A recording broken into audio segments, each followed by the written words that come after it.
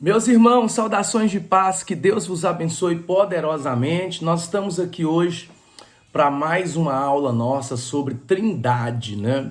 Então nós estamos aí passando por essa matéria tão abençoada, né? Que é a Trindade. E na semana passada nós falamos sobre a teologia, que é a doutrina de Deus o Pai, né? Pudemos na semana passada aqui falar muito profundamente sobre Deus o Pai e hoje nós retornamos para falar sobre a doutrina de Cristo, que é Cristologia. Eu tenho certeza que essa aula vai edificar poderosamente sua vida, então essa aula vai ficar salva aqui no canal do YouTube, para que você possa voltar a ela e assistir quantas vezes for necessário, de forma que você não perca nada do que Deus tem para você, tá bom? Então a gente já está aí caminhando aí também já para o final de Trindade, né? Adiantando aí a matéria Trindade e adjunto a essa matéria nós também estamos com os dons ministeriais, né? Ou os dons de ofício, né? E vamos continuar falando sobre os dons de ofício na próxima semana. Hoje nós vamos caminhar aqui com Cristologia, que eu tenho certeza que vai ser muito produtivo para a vida dos irmãos. Muito produtivo. Então, é importante que você assista com muita atenção e que você participe no grupo, mandando no grupo as suas perguntas, né? Tirando as suas dúvidas, para que você não tenha dúvida alguma sobre o conteúdo tão edificante dessas matérias, ok? Então, para que a gente comece aqui, e é bom que os irmãos vão chegando para assistir a aula, nós vamos orar ao Senhor, tá bom? Vamos fechar os nossos olhos, vamos falar com Deus.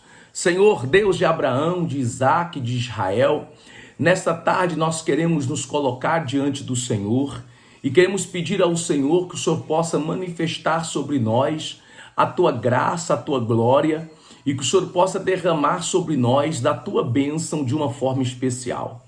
Nós nos colocamos diante da tua presença e pedimos ao Senhor que o Senhor possa estar agindo e operando e tocando sobre nós, trazendo luz aos nossos caminhos. Como está escrito, ó Pai, que lâmpada para os nossos pés e luz para os nossos caminhos é a tua palavra, Senhor. Que esta tarde e noite possa o Senhor abençoar os teus filhos, que o Senhor possa, meu Deus, guardar os teus filhos, que o Senhor possa fazer queimar no coração dos teus filhos a tua palavra, a vontade, ó Pai querido, de, meu Deus, se aprofundar cada vez mais nos textos sagrados. Nós oramos e cremos em nome do Senhor dos Exércitos, em nome de Jesus. Para nós iniciarmos aqui, há um texto que é muito importante para que a gente compreenda a cristologia ou a doutrina de Cristo. Por quê? Porque certamente que no decorrer da história, muitas pessoas tiveram muitas dúvidas sobre quem era Cristo. Os judeus do seu tempo, muitos filósofos, estudiosos, tiveram muitas dúvidas a respeito de Cristo. E nós queremos aqui, nessa aula abençoada, poder tirar as suas dúvidas e também trazer um conhecimento mais profundo para a tua vida sobre Cristo.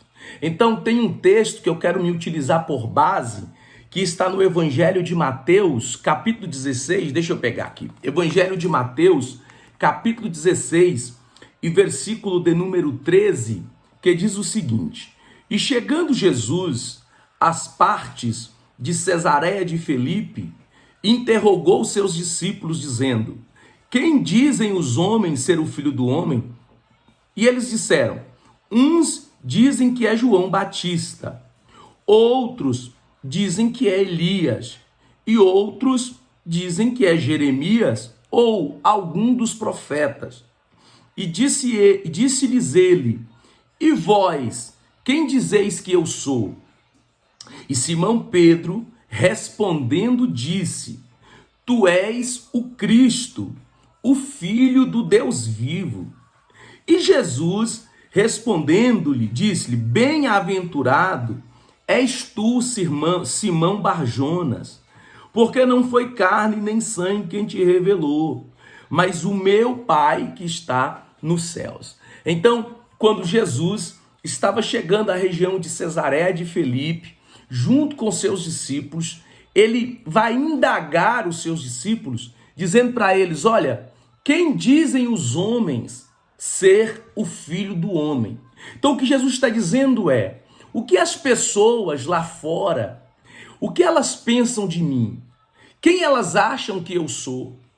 E essa pergunta mexeu com os discípulos, ao ponto deles dizerem: olha, tem alguns dizendo que o Senhor é João Batista, tem outros dizendo que o Senhor é Elias, tem outros dizendo que tu és Jeremias, ou há outros que dizem que o Senhor é algum desses profetas. Então, as pessoas não tinham a definição de quem era Cristo. Não o conheciam, não sabiam quem ele era. É interessante que no Evangelho de João, capítulo 5, Jesus, ele vai curar um homem no tanque de Betesda. E a Bíblia diz que esse homem estava ali há 38 anos. E que quando Jesus chegou, e Jesus sabia que ele estava ali, já tinha muito tempo. Quando Jesus chega e diz para ele: olha, você quer ser curado? Ele disse: não há ninguém que quando as águas se movimentem, homem nenhum me pega no colo e me coloca dentro das águas. E aí Jesus então vai dizer para ele: levanta, toma tua cama, vai para tua casa. E ele vai se levantar, vai colocar a cama nas costas e vai caminhar.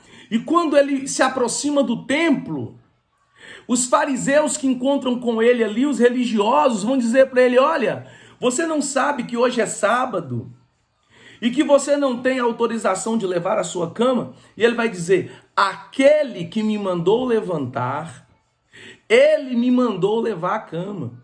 E eles vão perguntar: mas quem é ele? E aquele moço vai dizer: olha, foi tão rápido que eu não sei quem ele é. E isto fala muito para a igreja moderna. Uma igreja que até vê a manifestação de Cristo, até vive um milagre de Cristo, até é tocado, mas ainda não reconhece com intimidade, ainda não sabe verdadeiramente quem ele é. E o que Jesus pergunta para Pedro, para os discípulos, dizendo: o que eles dizem sobre mim? Quem eles pensam que eu sou? É isso que Jesus está perguntando. Diante da resposta deles, Jesus faz uma indagação a discípulos. Jesus diz para eles: e vocês? O que vocês pensam de mim?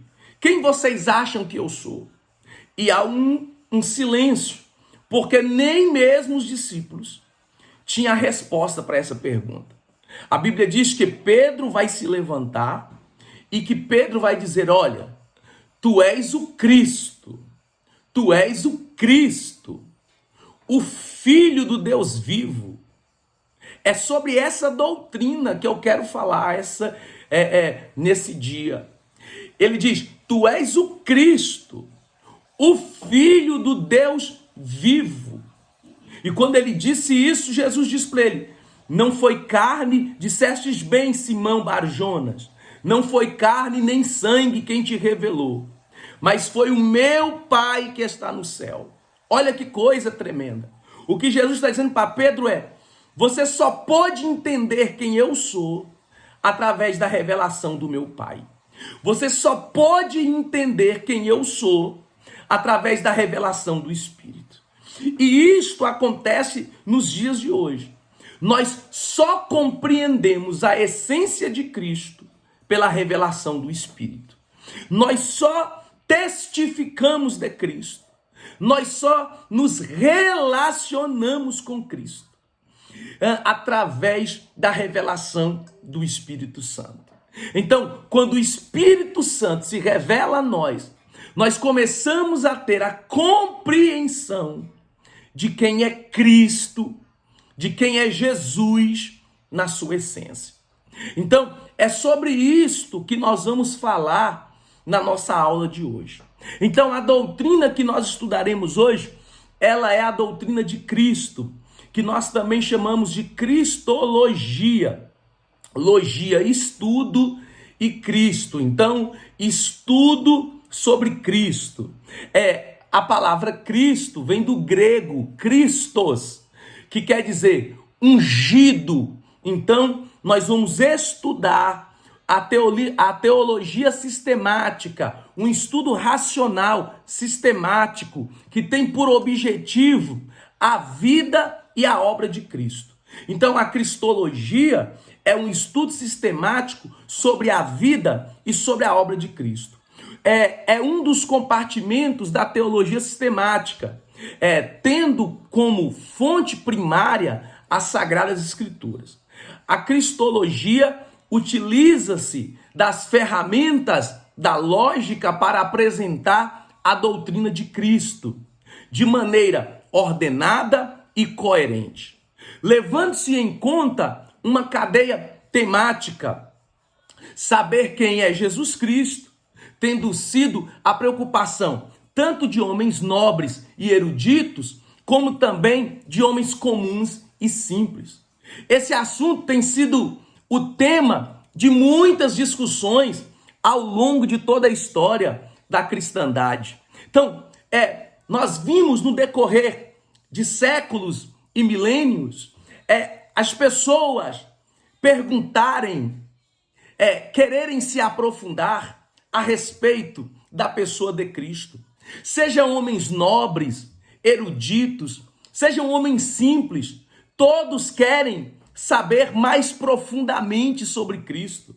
Verdadeiramente, Jesus se mostrou ser controverso para os seus contemporâneos.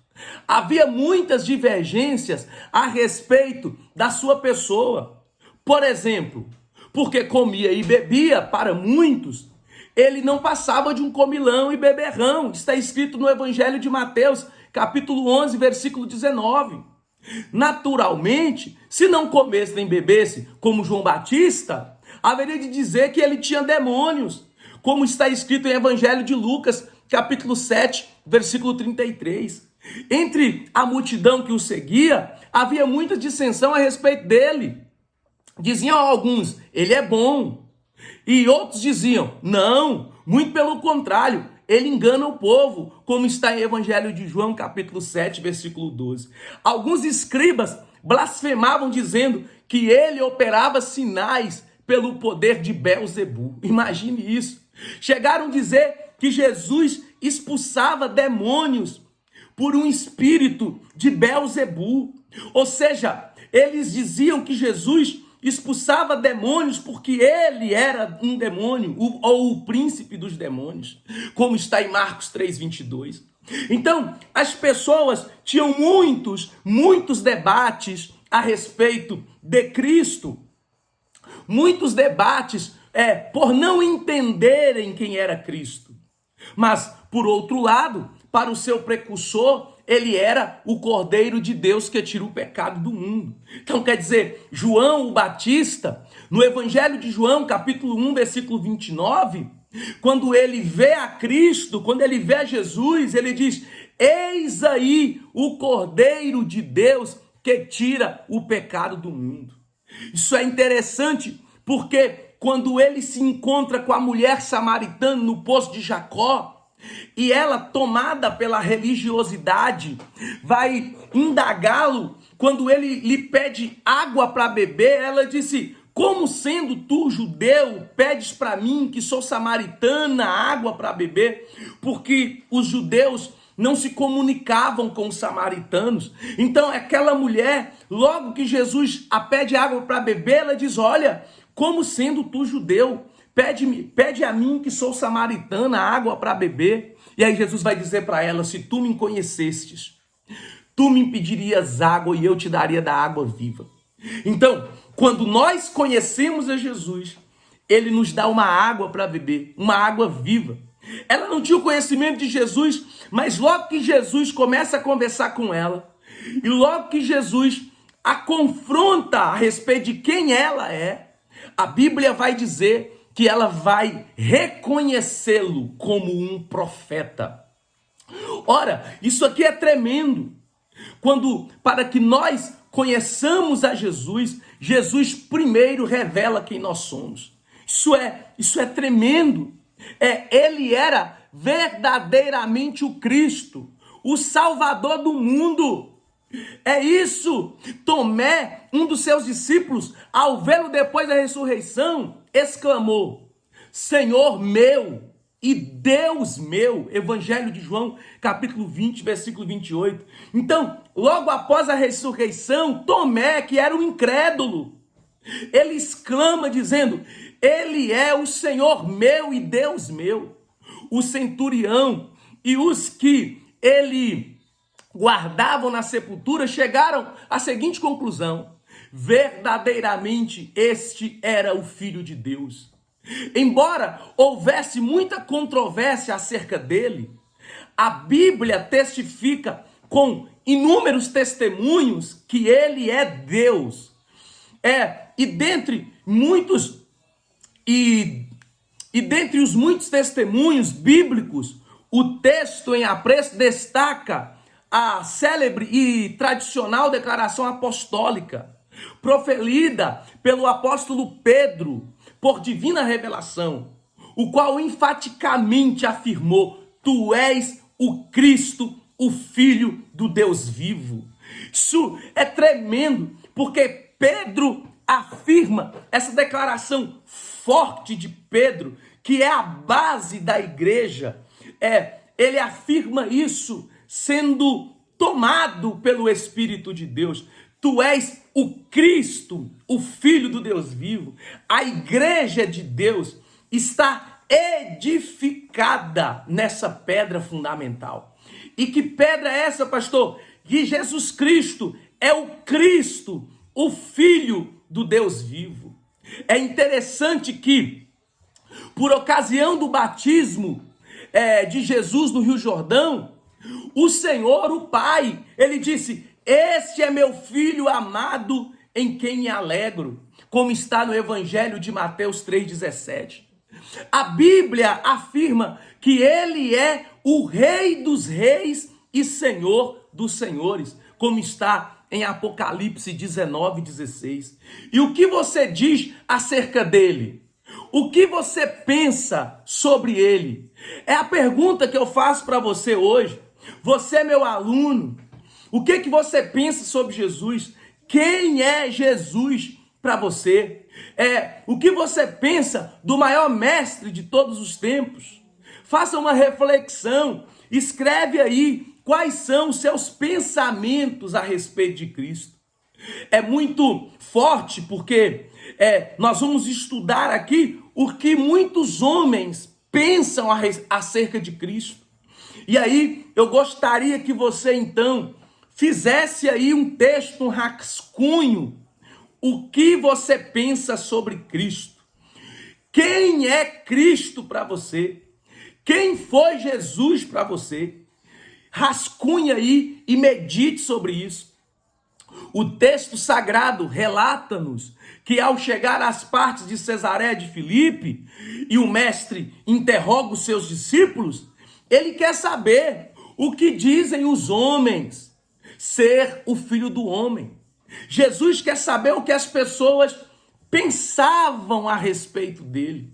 Ora, naturalmente, aqueles que ouviam citar a lei, e Jesus era um conhecedor profundo da lei, e mais do que um conhecedor, Jesus veio cumprir a lei. A lei se cumpre em Cristo. Quem via ele citar a lei dizia: Este é um Moisés. Aqueles que viram o seu zelo pela casa de Deus, quando ele entrou na casa de Deus e expulsou corajosamente aqueles cambistas do templo, Eles diziam, pela força que ele tem, este é um Elias. E aqueles que viram chorar por Jerusalém, ao entrar em Jerusalém e ver aquela Jerusalém se corrompendo, longe de Deus, quem viu ele chorar por Jerusalém, diziam, ele é o profeta Jeremias, que era conhecido no Antigo Testamento como o profeta das lágrimas, ou como o profeta chorão. Aqueles que ouviram pregando sobre a necessidade do arrependimento, diziam, este é o João Batista. Esta resposta dada pelos discípulos demonstrou que o povo em geral tinha uma falsa ideia sobre a sua pessoa. Quer dizer, as pessoas viam Jesus pregando mensagem de arrependimento, limpando o templo dos cambistas, citando a Torá, citando a lei de Deus, curando os enfermos, mas mesmo assim elas não tinham uma ideia real sobre a pessoa de Cristo, pois nivelaram com as demais pessoas dos sábios e dos profetas. Ora, não viram que ele era o Salvador prometido. Então, quer dizer, aqueles homens do seu tempo, os judeus, mesmo vendo todos os sinais que ele fazia, toda a manifestação do poder de Deus sobre ele, ainda assim não compreendiam quem ele era. A prova disso é que os judeus o crucificou e não o receberam não o recebeu como Messias. Não o aceitaram como Messias, como Salvador, como aquele que havia de vir, como o Messias de Israel, como Filho de Deus. Então o Senhor se dirigiu aos seus discípulos e lhes interrogou: e vós, quem dizeis que eu sou? Ora, era natural que aqueles que não andavam com ele, que não se relacionavam com ele, que não estavam próximos dele, era natural que estes não o conhecessem. Mas os seus discípulos, aqueles que caminhavam com ele, aqueles que andavam com ele, aqueles que viam sinais que ele fazia, que ouviam a sua voz, que conheciam a sua voz, meus irmãos, isso aqui é profundo, isso aqui é profético. A enfática declaração de Pedro, digna de louvor por parte do Senhor, deixou claro que somente os discípulos conheciam verdadeiramente a identidade da sua magnânima pessoa. E ainda assim, essa identidade de Cristo foi revelada aos discípulos pelo Espírito de Deus. Essa identidade de Cristo foi revelada aos discípulos pelo próprio Deus. Ora, não é diferente no dia de hoje. Nós só conhecemos a Cristo de verdade pela revelação do Espírito Santo. Jesus deixou claro que a percepção puramente humana é incapaz de ver no homem o chamado de Jesus. O Deus criador dos céus e da terra, isto somente se torna possível mediante uma revelação divina. Ou seja, o homem só consegue ver a divindade de Jesus por uma revelação divina, por um relacionamento com Deus. A Bíblia diz no Evangelho de Mateus, capítulo 11, versículo 28, o Senhor diz: vinde a mim, todos vós que estáis cansados e sobrecarregados, e eu vos aliviarei. Tomai sobre vós o meu jugo e aprendei de mim, que sou manso e humilde de coração, e encontrareis descanso para a vossa alma, porque o meu jugo é suave e o meu fardo é leve. Ora, é interessante que quando Jesus vai falar sobre o fardo que cada crente leva, no versículo 25, que é um versículo anterior, ele disse: porque ninguém conhece tão bem o Pai senão o Filho, e ninguém conhece tão bem o Filho senão o Pai, ou aqueles a quem o Filho quiser revelar. Quem nos revela o Pai é Cristo. E foi o Pai que revelou Cristo a nós. Isso é tão tremendo, irmão, porque nós entendemos que a revelação da pessoa de Cristo só pode vir por ação do Espírito de Deus, mediante a pregação do Evangelho. Porque quando nós pregamos o Evangelho de Deus, é o Espírito Santo que convence o homem. É o Espírito Santo que revela ao homem. E isso é tremendo.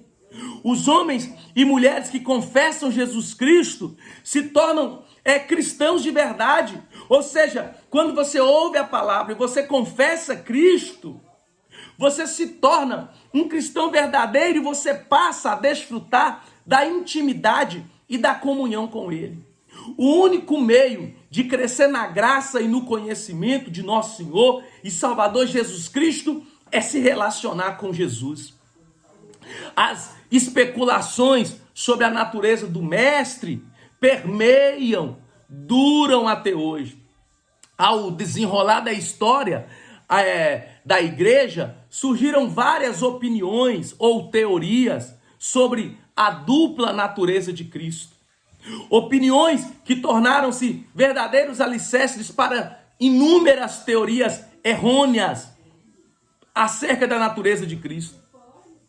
É interessante que no decorrer desse tempo, no decorrer da história, muitas teorias errôneas, antibíblicas, heréticas apareceram sobre a natureza de Cristo. Então, eu quero hoje estudar com vocês algumas dessas teorias. Quero estudar com vocês algumas dessas teorias heréticas, errôneas, para sua melhor compreensão. Amor, arruma uma toalhinha para mim que eu tô suando aqui, um ventilador. Meus irmãos, a primeira teoria que nós queremos estudar aqui hoje é o ebionismo. Dá para anotar? O ebionismo. Se você tiver alguma dúvida, você deixa nos comentários que nós vamos tirar as dúvidas, ou você manda no grupo. O que você não pode é permanecer com dúvidas, ok? Então, tem dúvida?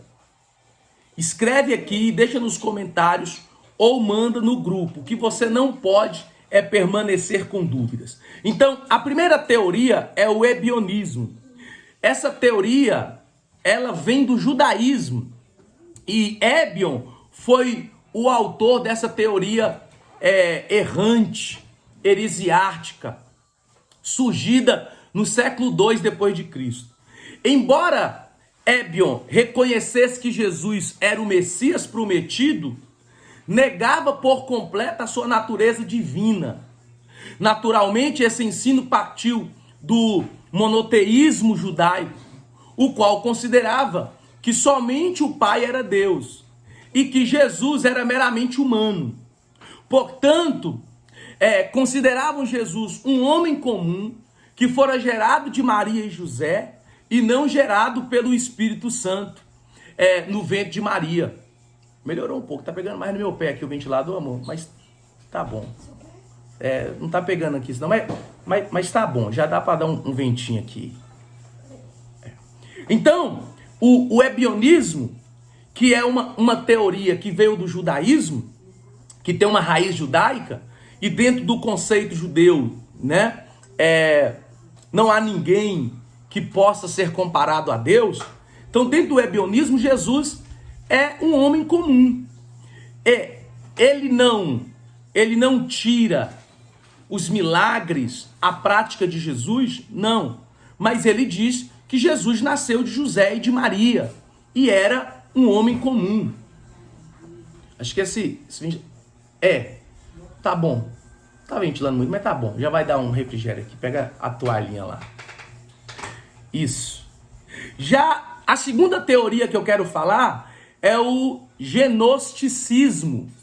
O gnosticismo, a palavra gnóstico, tem origem no grego gnósticos, que significa conhecimento. tornou-se uma escola que floresceu nos primórdios do cristianismo. Contrariando as pregações dos apóstolos, seus adeptos diziam-se os únicos a possuírem um conhecimento perfeito de Deus. Um conhecimento perfeito de Deus. Agora ventilou um pouco mais. Ok, tá bom. A essência dessa heresia consideravam a matéria irremediavelmente má. Por isso diziam que a humanidade de Cristo era apenas aparente.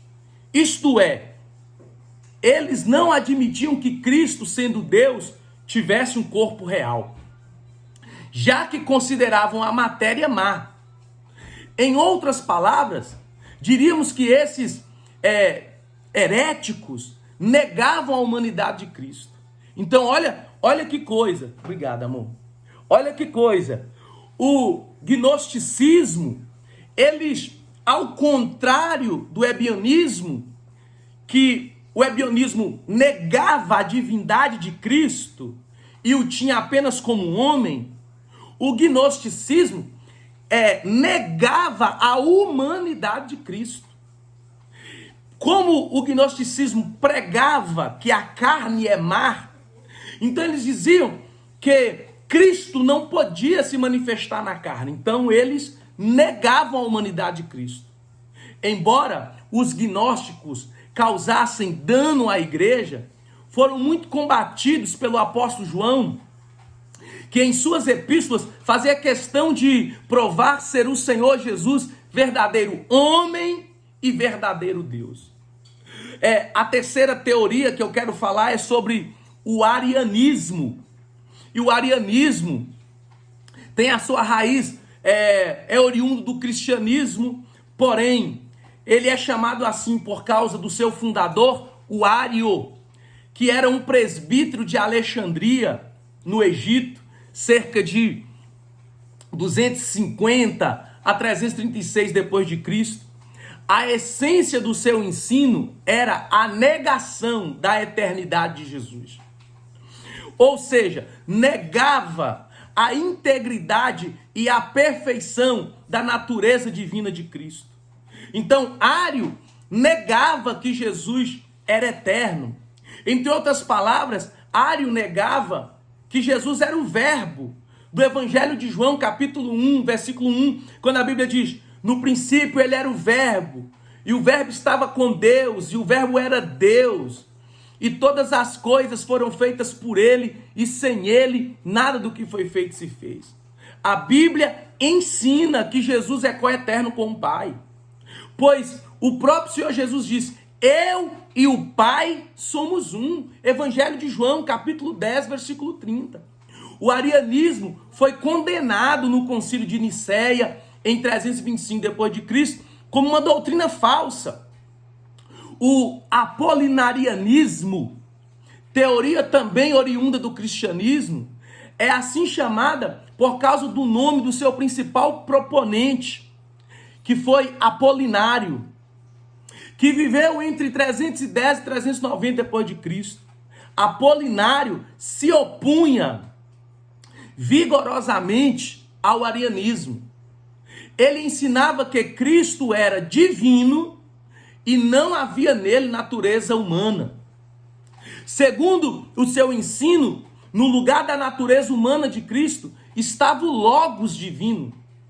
O apolinarianismo também foi condenado por um concílio, que foi o concílio de Constantinopla, em 381 depois de Cristo. Você percebe que muitas dessas teorias são antagônicas, mas nenhuma delas até aqui definem verdadeiramente a essência de Cristo e quem ele é. A outra teoria é o nestorianismo. A teoria que também veio do cristianismo é defendida por Nestório, patriarca em Constantinopla. A essência do ensino herético de Nestório consistia na afirmação de que duas naturezas de Cristo relacionavam-se de tal maneira que a humana e a divina eram claramente distintas uma da outra. Isso levava à conclusão de que Jesus Cristo eram duas pessoas separadas. O nestorianismo também foi rejeitado no Concílio de Éfeso em 431 depois de Cristo. Então, quer dizer, Nestório tinha um conceito herético de que não era uma pessoa que carregava sobre si a natureza humana e divina, mas que eram duas pessoas separadas. E aí nós vamos para uma outra teoria, que é a teoria do docetismo. A teoria do docetismo, termo derivado do grego dokeo, que significa pensar ou parecer. O docetismo foi uma antiga heresia cristológica, a qual ensinava que Cristo não era homem, pois jamais assumiu a forma humana. Jesus simplesmente parecia ser o que não era. Sua aparência na carne era um fantasma. Gente, que teorias! O docetismo tinha Jesus como um fantasma. Eles diziam que Jesus não era homem, mas que a maneira que ele se revelou, aparentemente em corpo humano, era como se ele fosse um fantasma. Nós temos ainda outras teorias, por exemplo, o monarquianismo. O monarquianismo, que também é uma teoria que vem do cristianismo. O monarquianismo era uma doutrina antitrinitariana que se desenvolveu no século 2 e 3. O seu ensino dizia que Deus era um único ser e Jesus Cristo não era divino, mas um simples homem nascido de forma miraculosa de uma virgem e depois adotado por Deus. Esta ideia era também conhecida como adocionismo. Gente, olha isso. Então, essa teoria do monarquianismo dizia que Jesus era um homem, mas que nasceu de forma miraculosa. Dizia que Jesus não era divino, ele era um homem, mas ele nasceu de forma miraculosa. Ou seja, nasceu de uma virgem, mas ele era um homem. E depois Deus o adotou como filho. Nós temos, por exemplo, a teoria de o monoficismo.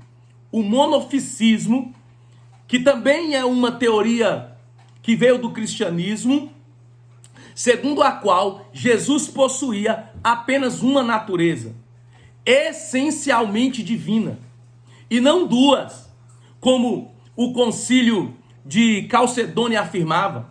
Porém, nesse concílio realizado em 451 depois de Cristo, o monoficismo foi também definitivamente condenado.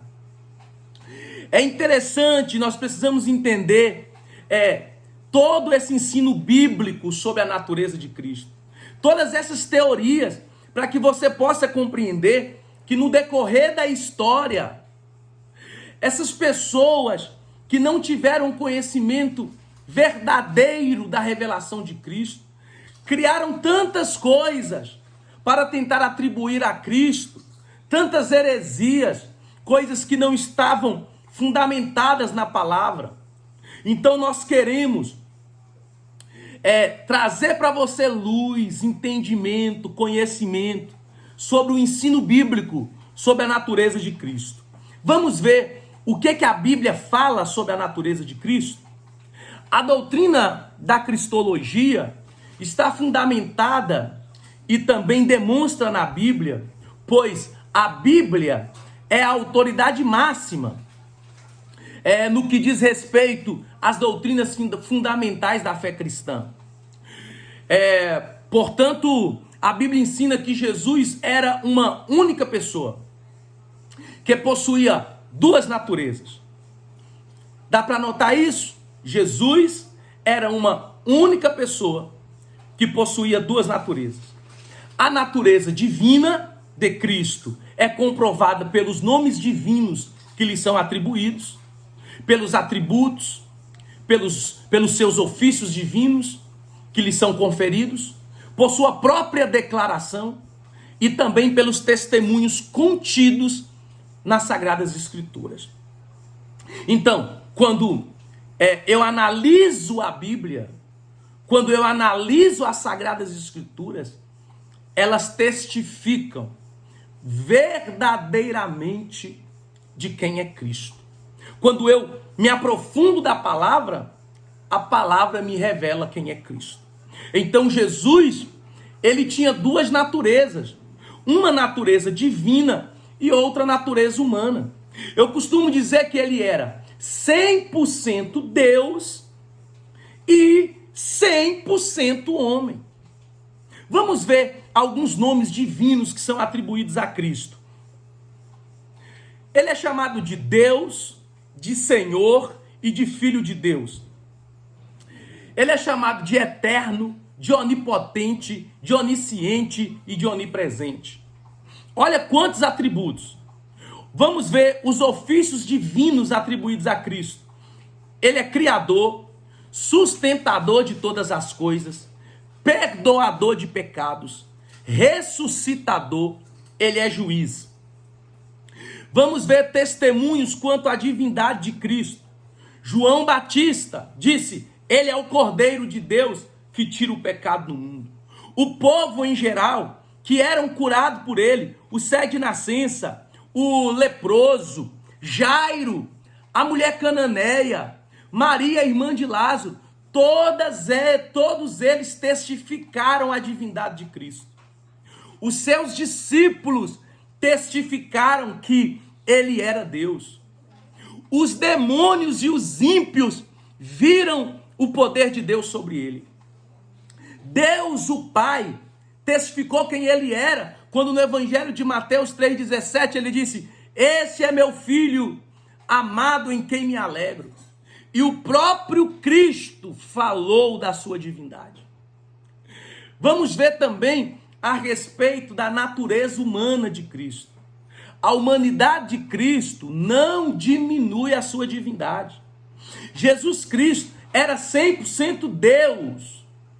Ele também era 100% homem. E a união das duas naturezas, na única pessoa de Cristo, é incompreensível à mente cética, incrédula, mas é uma irrefutável verdade bíblica.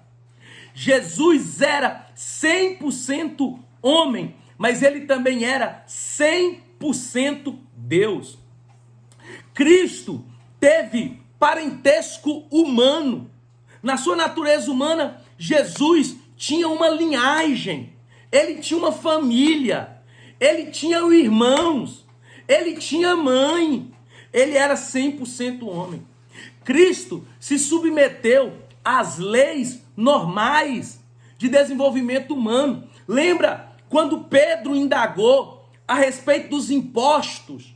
Porque eles foram cobrar os impostos e perguntaram se Jesus pagava imposto. E aí Jesus disse: olha, dá a César o que é de César e a Deus o que é de Deus. Então Jesus cumpria, tal como um homem, os seus deveres cívicos. Cristo apresentou aspectos humanos. Por exemplo, a sua aparência era humana. O profeta Isaías chega a dizer que ele não tinha parecer nem formosura. Ora, ele foi chamado de filho do homem. E ele se referiu-se a si mesmo como filho do homem várias vezes. Veja, Jesus sentia cansaço como nós. Evangelho de Mateus 6,31. Jesus sentia fome, sede e dor, como está no Evangelho de Marcos 2,15. Jesus sentia tristeza quando, por exemplo, quando ele chega na aldeia de Betânia e está todo mundo chorando pela morte de Lázaro. Jesus chora porque Jesus sentia dor, Jesus sentia tristeza. A Bíblia diz em Hebreus 4, 15 e 16 que Jesus se identificou-se com a humanidade. Ora, a Bíblia diz em Filipenses capítulo 2, versículo 7, que ele se esvaziou-se de si mesmo, tomando forma humana e morrendo em morte de cruz. Ora, Jesus se esvaziou-se e veio ao mundo como homem. Nós precisamos fazer algumas considerações sobre a natureza de Cristo.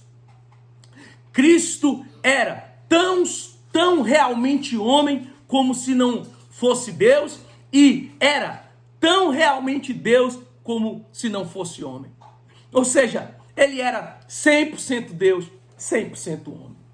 Jean Ritcher dizia: Jesus foi o mais puro entre os poderosos e o mais poderoso entre os mais puros. Charles Bouver disse: rejeitando todos os milagres de Jesus, temos ainda o milagre da sua própria vida e da sua personalidade. Portanto, em Jesus estão essas duas naturezas. Em Jesus, tudo se concretiza. Nele temos a lei e o seu cumprimento. Como Deus, ele é seu autor. E como homem, ele foi o único a cumpri-la. Tornando-se, dessa forma, o fim da lei, como expressou Paulo em Romanos capítulo 10, versículo 4. Porque o fim da lei é Cristo, para a justiça de todo aquele que crê. Então, a lei se cumpre em Cristo. Como Deus, ele é criador, ele é o criador poderoso. E como homem, ele foi o mais sublime representante de toda a criação. Sendo o Deus homem, ele satisfaz as exigências divinas e as necessidades humanas. Como Deus, nele se concentra tudo o que o homem necessita de Deus. E como homem, nele se concentra tudo o que Deus requer dos homens. Ele tornou-se o ponto convergente entre os céus e a terra. Por isso, disse Paulo que a plenitude dos tempos, em Jesus congregação todas as coisas, tanto as que estão no céu como as que estão na terra. Efésios capítulo 1, versículo 10. Ele é verdadeiramente o Deus Todo-Poderoso e, ao mesmo tempo, o homem perfeito. Portanto, sendo Deus Todo-Poderoso, esvaziou-se de sua infinita e majestosa glória e tornou-se um homem como nós, com exceção do pecado, mas tornando-se homem, não deixou de ser eterno, Deus Todo-Poderoso, glória a Deus e aleluia. Isso aqui é magnífico.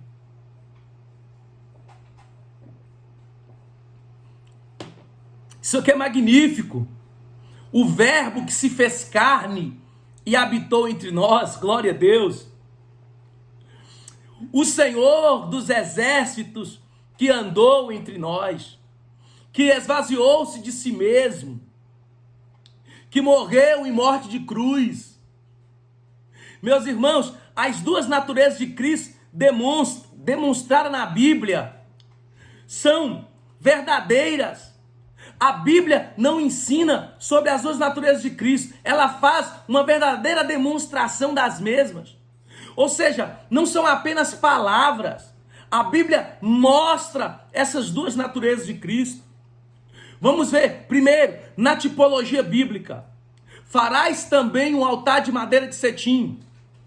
5 côvados será o seu comprimento, e 5 côvados a largura. Será quadrado o altar, e 3 côvados a sua altura. E farás as suas pontas nos seus 4 cantos.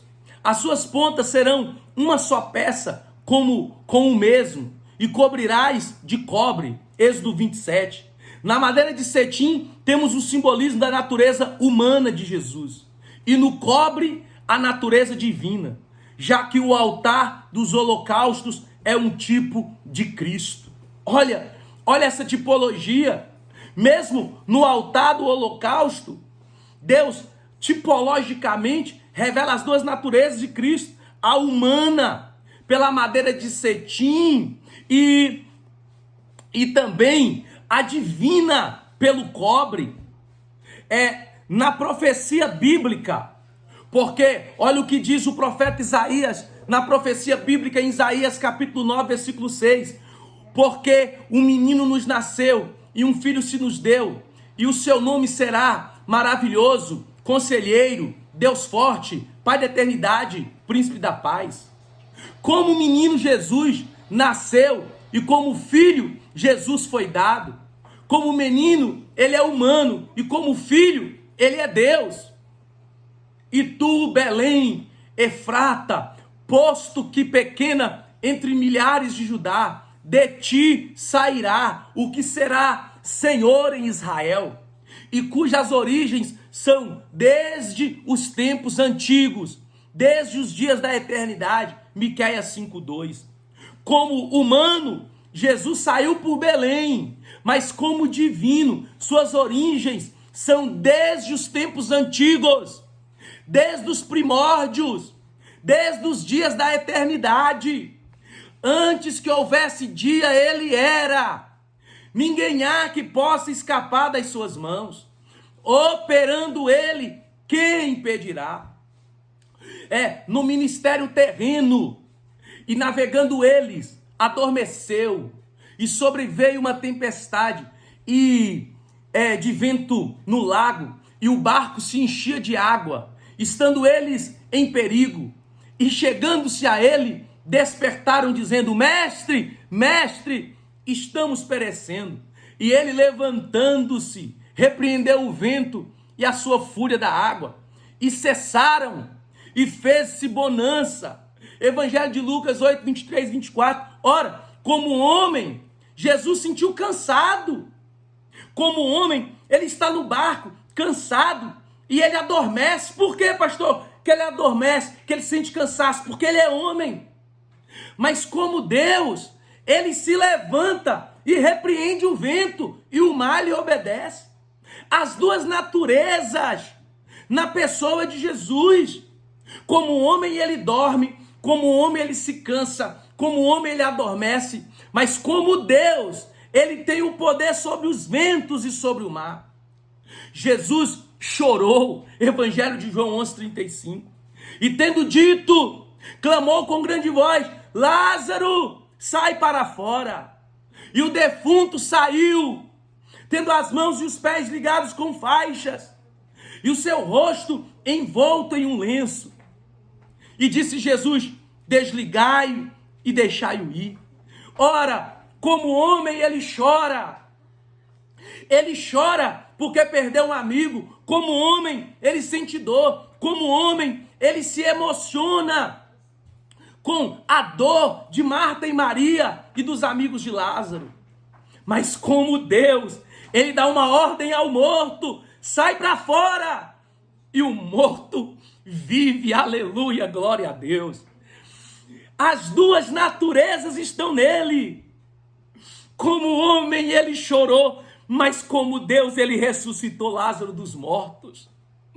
Meu irmão, na saudação apocalíptica, ele disse: eu sou a raiz e a geração de Davi, e a resplandecente estrela da manhã. Apocalipse 22:16. Como raiz, Jesus antecede a Davi, e como geração, Jesus veio depois. Como raiz, ele é divino, e como geração, ele é humana. Ou seja, ele é a raiz, ele está antes de Davi, mas ele também é da geração de Davi, porque ele veio depois de Davi. Ou seja, como raiz, ele é divino, mas como geração, ele é humano. Aleluia, glória a Deus. Jesus, como homem, teve mãe e não teve pai. Porém, como Deus, ele tem pai e não tem mãe. Portanto, Maria não é mãe de Deus, Maria é a mãe de Jesus. Não entendi, pastor? É simples. Como homem, Jesus teve mãe e não teve pai. Mas como Deus, ele teve pai, mas não teve mãe. Maria não é mãe de Deus, Maria é a mãe de Jesus. Aleluia! E sim, mãe de Jesus humano, do corpo humano de Jesus. Como homem, Jesus nasceu, e como Deus, ele pré-existe na eternidade. Como homem, estava limitado ao tempo e ao espaço, mas como Deus é infinito e está acima do tempo e do espaço. Como homem, José e Maria exerceram influência, autoridade sobre a sua vida. Mas como Deus, ele era o Salvador de Maria. Evangelho de Lucas 1,47. Jesus não é a metade homem e metade de Deus. Não. Ele é 100% homem e 100% Deus. Também as suas duas naturezas não se manifestavam simultaneamente de acordo com a necessidade de cada uma. Não, as duas naturezas coexistiam. Ele nunca deixou de ser o Deus Todo-Poderoso e nunca deixou de ser também um homem perfeito, de maneira que tanto faz dizer que ele é Deus-homem ou homem-Deus. Glórias a Jesus por isso. Isso aqui, meu irmão, isso aqui é tremendo. Há um comentarista que diz: como todos os cristãos sabem, a encarnação significa que Deus, isto é, o Filho de Deus, se fez homem. Isso não quer dizer que Deus tornou-se homem, nem que Deus cessou de ser Deus e começou a ser homem, mas que, permanecendo como Deus, ele assumiu ou tomou a natureza nova, a saber, a humana, unindo esta natureza divina no ser ou na pessoa. Isso aqui é tremendo. Jesus Cristo, o verdadeiro Deus e o verdadeiro homem. Nas festas das bodas de Caná, a água tornou-se em vinho pela vontade de Jesus, o Senhor da criação. Evangelho de João, capítulo 2, versículo 1. Não aconteceu assim quando Deus se fez homem, pois em Caná a água deixou de ser água quando tornou-se vinho. Mas Deus continuou sendo Deus quando se fez homem. Um exemplo que nos poderá ajudar a compreender em que o sentido de Deus se fez homem, ainda que não ilustra a maneira perfeita a questão, é aquela de um rei que por sua própria vontade se fizera mendigo. Se um rei poderoso deixasse o seu trono e o luxo da corte e tomasse os trapos de um mendigo e vivesse como um mendigo e compartilhasse de seus sofrimentos e etc., e isto para poder melhorar-lhes a condição de vida, diríamos que o rei se fez mendigo. Porém, ele continuaria sendo verdadeiramente rei. Seria correto dizer o que o mendigo sofreu era sofrimento de um rei, sendo que Jesus Cristo é Deus e homem. É evidente que Deus, de alguma maneira, é homem também. Agora, como é que Deus é homem? Está claro que ele nem sempre foi homem, porque o homem não é eterno, mas Deus o é. Ora, João fala tão profundamente sobre isso, quando ele diz que o verbo se fez carne, meus irmãos, que o verbo era Deus, e que todas as coisas foram feitas por ele, e sem ele nada do que foi feito se fez.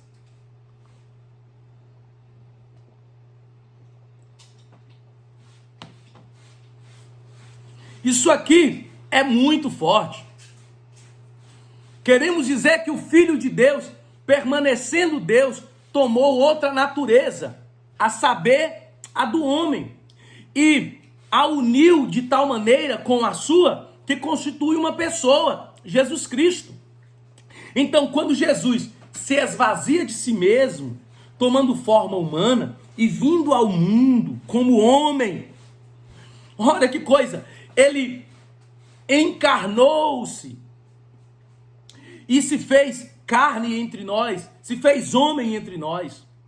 A encarnação, portanto, significa que o Filho de Deus é verdadeiro Deus desde toda a eternidade, no curso do tempo se fez verdadeiramente homem também em uma pessoa, Jesus Cristo, constituída de duas naturezas, a humana e a divina. E isto naturalmente é um mistério. Não podemos compreendê-lo, assim como tão pouco podemos conceber a própria Trindade. Há mistérios em toda parte. Não podemos compreender como a erva e a água que a alimentam o gado se transformam em carne e sangue. Uma análise química do leite não demonstra conter ele nenhum ingrediente de sangue. Entretanto, o leite materno se torna em sangue e carne da criança. Nem a própria mãe sabe como o seu corpo se produz o leite que dá ao seu filho. Não devemos, pois, estranhar se não podemos compreender a encarnação de Cristo. Cremos nela porque aquele que a revelou é o próprio Deus, que não pode enganar nem ser enganado. Isso aqui é tão tremendo e eu gostaria que você pegasse isso como nota.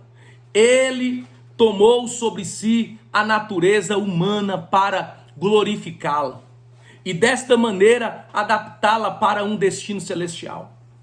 Por conseguinte, formou um modelo, por assim dizer, pelo qual a natureza humana poderia ser feita à semelhança divina. Então, é importante que você aprenda nessa aula que a pessoa de Jesus carrega consigo duas naturezas, uma humana e uma divina. Ele não é metade humano e metade divino, mas ele é 100% humano e 100% Deus. Ele, o Filho de Deus, se fez filho do homem, para que os filhos dos homens pudessem serem feitos filhos de Deus, e um dia serem semelhantes a ele. Até os corpos dos homens serão conforme o seu corpo glorioso. Filipenses 3:21. O primeiro homem, Adão, o primeiro homem da terra, é terreno, o segundo é o Senhor, é do céu.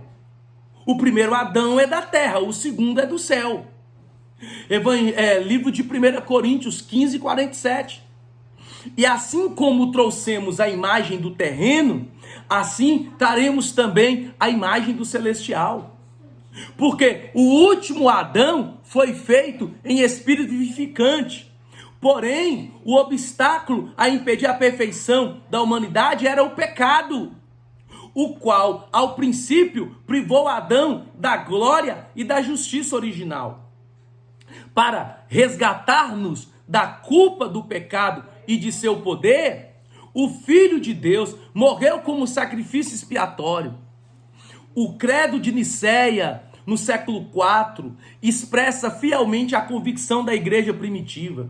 Cremos em um Senhor Jesus Cristo, o Filho de Deus, o unigênito do Pai, isto é, da substância do Pai, Deus de Deus, luz de luz, verdadeiro Deus e de verdadeiro Deus, gerado, não feito, sendo da mesma substância que o Pai, pelo qual foram feitas todas as coisas que estão nos céus e na terra, e o qual por nós, os homens, e por nossa salvação, desceu e encarnou, e foi feito homem, e sofreu, e morreu, e ressuscitou ao terceiro dia, e ascendeu aos céus, de onde virá outra vez, para julgar os vivos e os mortos. Meu irmão, isso aqui, essa aula que nós tivemos hoje, ela é poderosa. Depois de nós termos tido a aula anterior sobre a doutrina de Deus, hoje a doutrina de Cristo, cristologia.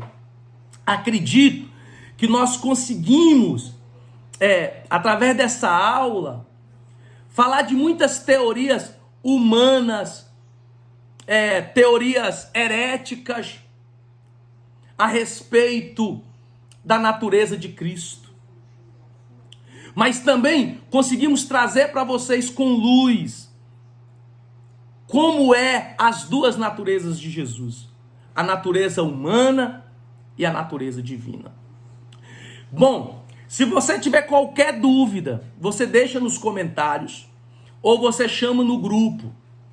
O que você não pode é ficar com as dúvidas, tá bom? Então, nós vamos estar orando agora, porque na próxima aula de Trindade, nós vamos ver a doutrina do Espírito Santo. Pneumatologia, a doutrina do Espírito Santo. Então, na próxima aula, nós vamos estar estudando a doutrina do Espírito Santo. Lembrando você que entre essa aula nós temos a aula de dons ministeriais, ok? Vamos orar e vamos agradecer a Deus? Senhor, Deus de Abraão, de Isaac e de Israel, eu quero pedir ao Senhor, mais uma vez, que o Senhor possa, ó Pai amado, fazer como o salmista, nos ensinar a esconder a Tua palavra no nosso coração, para que nós não venhamos pecar contra o Senhor. Que o Senhor, ó Pai querido, possa fazer queimar no nosso coração o desejo, a vontade, o amor pelo ensino. Meu Deus, que o Senhor possa manifestar sobre nós a Tua glória, a Tua graça e o Teu poder. E que o Senhor possa cumprir a Tua palavra, em nome do Senhor Jesus Cristo. Nós oramos nesta tarde e ministramos o poder do Senhor. Oramos nesta tarde, meu Deus, e pedimos ao Senhor que o Senhor possa revelar ao coração dos Teus filhos, assim como o Senhor revelou ao coração de Pedro. Quando Pedro se levanta e diz: Tu és o Cristo, o Filho do Deus vivo. Que o Senhor possa revelar ao coração dos Teus filhos. Meu Deus, para que essa revelação possa mudar a vida dos Teus filhos.